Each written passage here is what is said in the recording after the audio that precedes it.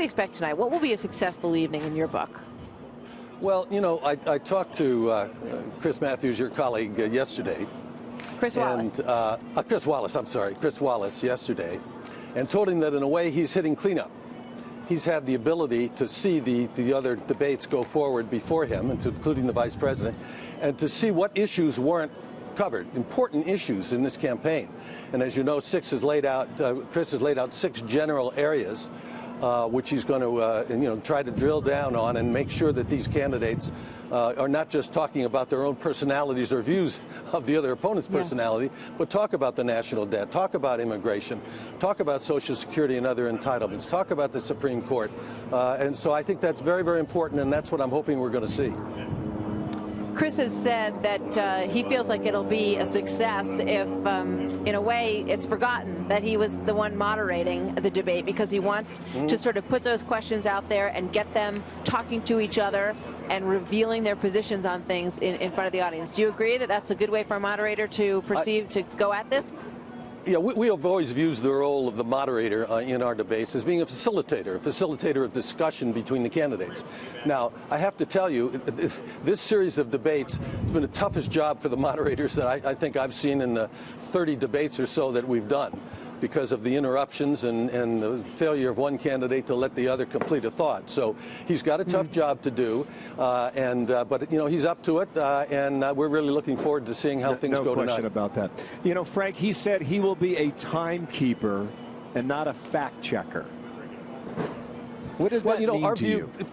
Well, Bill, our thought is that this is a debate. This isn't an interview. There's a difference between a journalist interviewing a candidate, asking him or her questions, and then following up. Here, it's a debate, and that means that if a candidate says something that's improper or incorrect, it's up to the other candidate to be the fact checker. Now, if they don't fact check, and it's a really critical issue, well, then the moderator has a very difficult task, how to get through and make sure that the public is getting the correct answer. But it's not to be someone to say, yes, you're right, candidate A, or you're wrong, candidate B.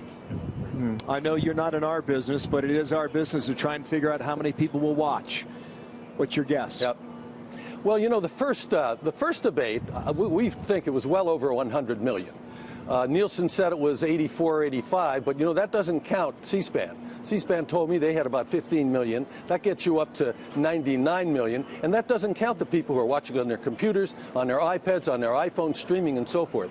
And I think the second debate probably was up around 85 or 90, and so this one, we're hopeful it's going to match those two debates, and so that the American people, when they go to the polls, are going to know where the candidates stand on the issues. The issues are what are important. Whoever wins this race, whoever becomes the president, he or she has a tough job to try to bring this nation back together, to get Congress to work again together in the best interest of the American people. So it's important that the American people know where they stand.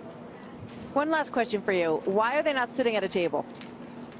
Well, we historically have had table sittings. We feel actually that it's in the best interest of debate.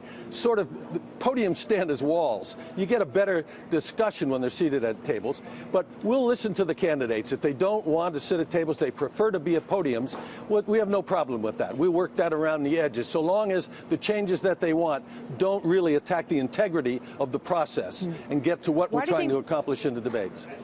Do they both equally want to be at the podiums, or did one side want the podium more than the other? No,